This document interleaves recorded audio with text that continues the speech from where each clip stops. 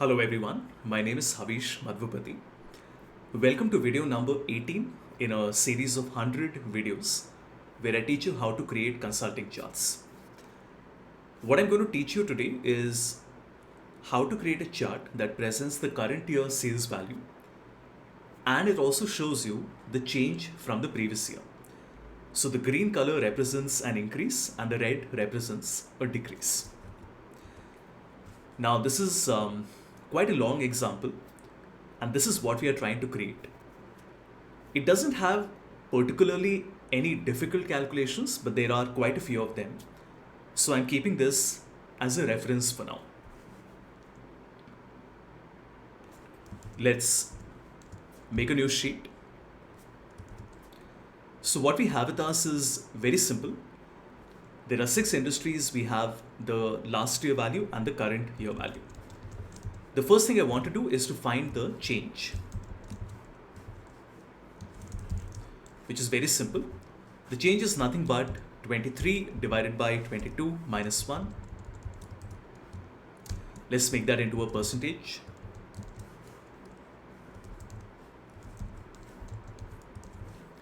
The next thing we want to do is to find the degrowth and the growth value. Let's do the growth first. The growth is very simple. We say that if 23 is greater than equal to 22, then we will take the difference. Otherwise, we'll take a blank value. This means that only in the years where there has been a growth or it has been the same, which is 0, we are taking the value. Otherwise, we are taking a null value. Now, why would we do it? Because similarly, I need the degrowth as well. For the degrowth, we again write a conditional statement saying if 23 is less than 22, I would like to find the difference D8 minus C8, otherwise a blank. Just the reverse of what we have done for the growth. We'll copy it down. As you can see, there are 2 years where there has been, or rather 2 industries where there has been a YoY degrowth. But for the purpose of our chart, we can't keep a negative number. That will create issues. So I will use an absolute to convert this into a positive number. But then it gives me an error wherever there is no value. So we will also have to use an if error to make sure that if there is no value, it will not show us an error, but show us a blank cell like this.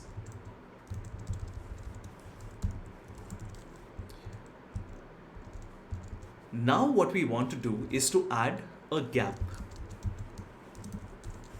Now let me explain what I mean by that. Imagine if I select my complete data, and let's say we make a chart, and I'm going to select a bar chart, and we will select a stacked bar chart like this.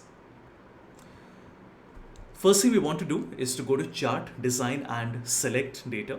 We want to remove 22. I will keep 23. I don't want the change or the blank column. I do want to select the degrowth and the growth value. So what is happening is that it is showing us the orange bar, that is the actual sales, which is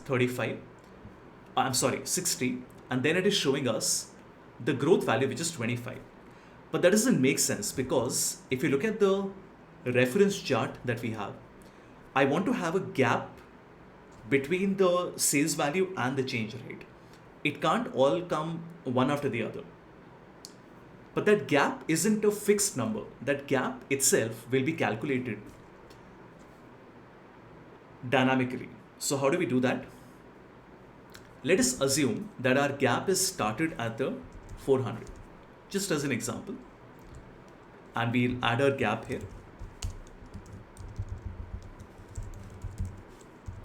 So if I take 400 in all the cells and we select the data, make another chart. We have a stacked bar chart, and I'm going to remove 22 and the change. We only keep the gap and 23. This does make sense, but the only problem is that the blue bars are not ending at the same point. And why would they? Because it is a stacked bar, it is coming after the sales value. So we need to make a small correction here. What we will do is to say that this will be C2 minus the actual sales value. Now this makes a lot more sense because now the width of each of the industries will be exactly the same. Can we add the growth to this? So if I look at this, I can just extend to the growth. Chart design, select data, and we will remove the degrowth. This also makes a lot of sense because the growth is coming after the gap is finished. The only problem is that the degrowth will actually not come on the right, it will come on the left because it should be a negative number, right? So in the case of computing, which is 175, it shows 175, then there is a gap, but out of that gap, it should actually reduce 50. So it should be minus 50 in a red color. And that is why our calculation has to be a little more sophisticated than this.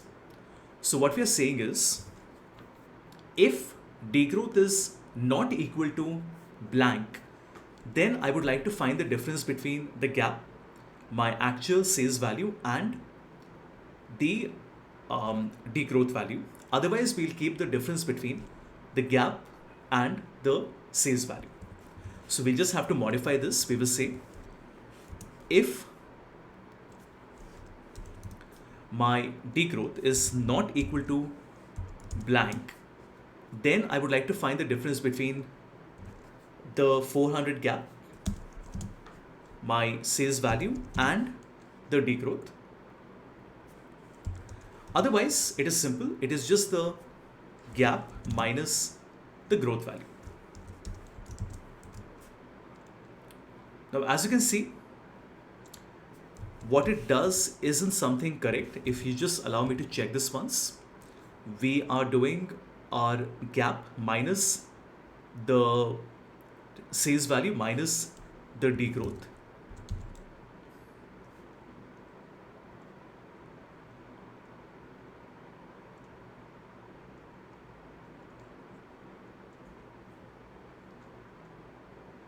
Okay, you know what? It is actually correct. I'll tell you what is the problem. In the case of industrial, this area that you see after the blue bar actually should represent the degrowth value. So we just have to come back, select data, and we will re-enable the degrowth amount. And there we go. That is what we get. I still want to go back and verify this once. Let's keep this as 405.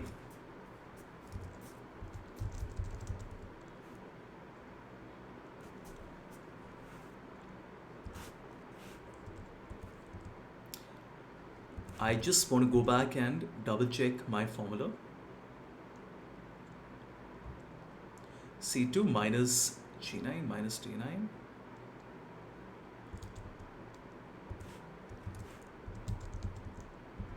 Oh, this one should be G8. Yeah, here we go.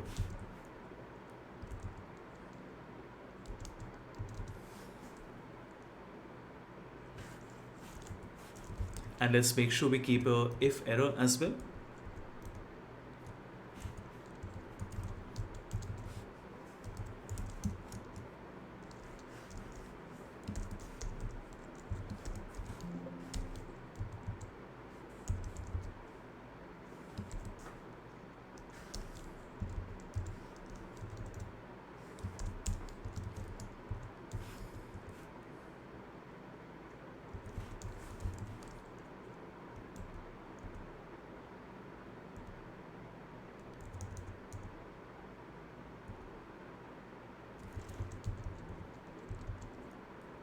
Let's check that once again.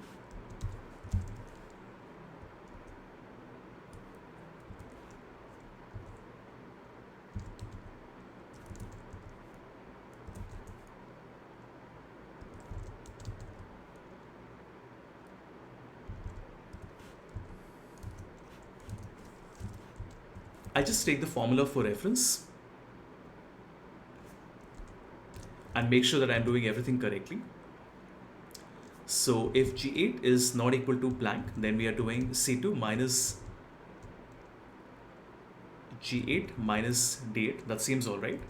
Otherwise, we're doing C2 minus D8. Yeah, I think that's where I made the mistake. Perfect. Like I said, a lot of formulas, a lot of simple logic. So we had to go back and double check, but it is working now. Let me explain what we have done. What we are saying is that if the degrowth is not equal to blank, that means that there is a degrowth value, then I would like to find the difference between 405, 175 and 50, which means in computing, we have 175, but the problem is that I can't keep the entire gap of 405. I have to keep 405 minus 175 minus 50, right? So on 175, if I added 405 minus 175, the problem is how do you account for the negative value? Hence, you have to ensure that if there is a degrowth, you will take the gap minus the sales and then minus the degrowth value. Otherwise, the gap minus the degrowth. Simple. The gap minus the sales value. So it works. The only thing left for us to do now is to change the colors. So I'll change it to a yellow color. We can either make it no fill to completely remove it, or I can keep a very light gray here. That's what I prefer. The greens are already okay. These can be converted to a red color. We can also double click and reduce the gap width. That looks a lot better.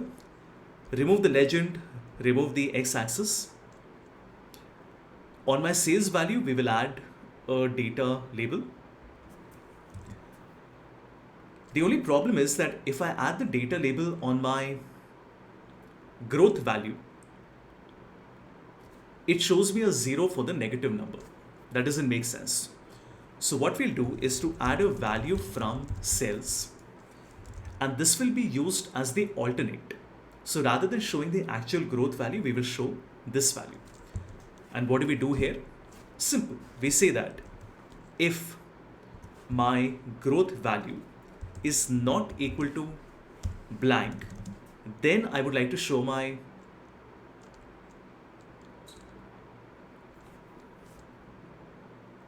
degrowth value multiplied by -1. Otherwise, I would like to show my growth value. Let's check that again.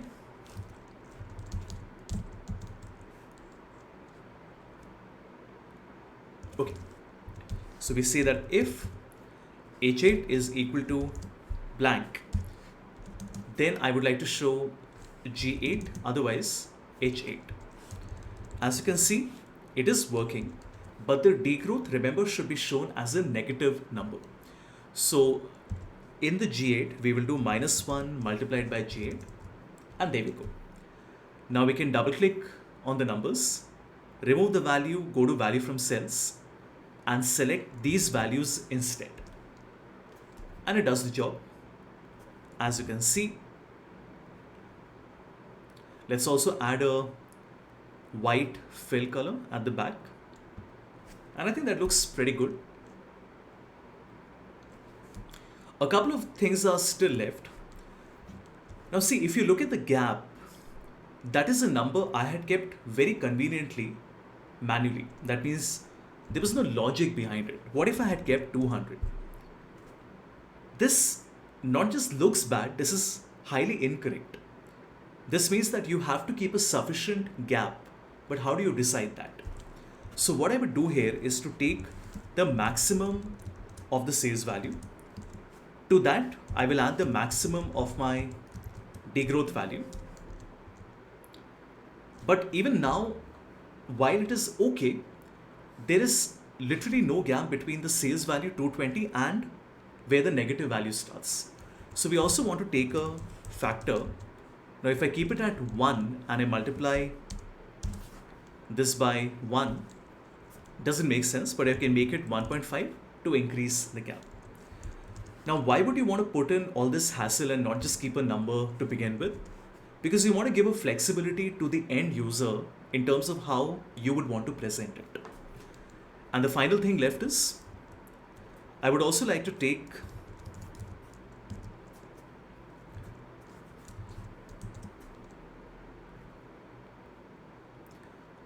three options: the absolute difference, the percentage difference, and the multiple. So we have made a data validation with these three options in it: absolute, percentage, and multiple. Now I won't write the complete formula since that's going to take a lot of time, but I will explain how the formula is working.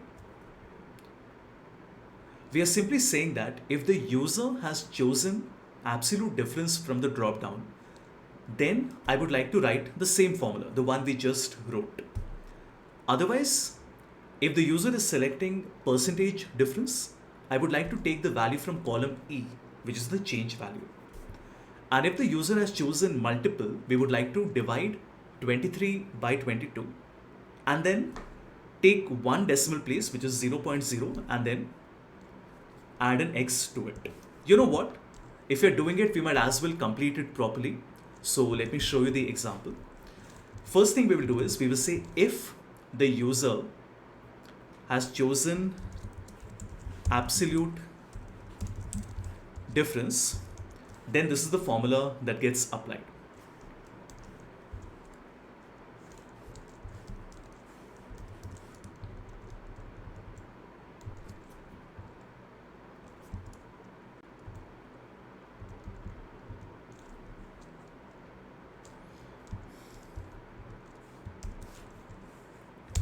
Then we have another if the user is choosing percentage difference, then I would like to take text, take the value from E8 and also put it as 0% because I don't want to see the value after the percentage, after the decimal number.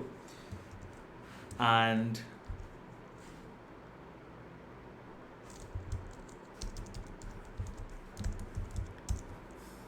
we also say that if the user is choosing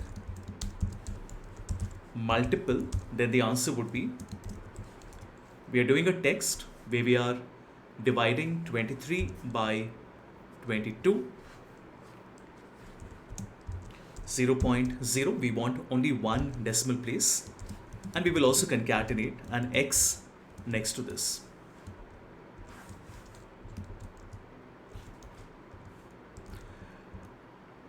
Let me just make sure my dollar signs are kept properly. So we'll have a dollar sign on C16.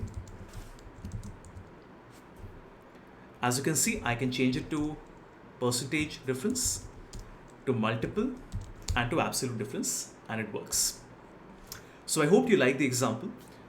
I would also like to share that this is just a template for you to start building your own logic and experiment with all the charts that you have. The point is that the basic chart that you create can also become so much more dynamic and interactive and exciting for the user. Sure, you could have made two charts but that doesn't make any sense, right? Like, a user is excited when they see this. They're not excited if you present two different charts that don't talk to each other. Sure, you could have done that, but then this is a much better option. While I have shown you a lot of customization in it, don't stop at that. Continue to explore and try to create your own combinations. And a good way would be to take a chart that exists online as a reference point and then try to recreate that.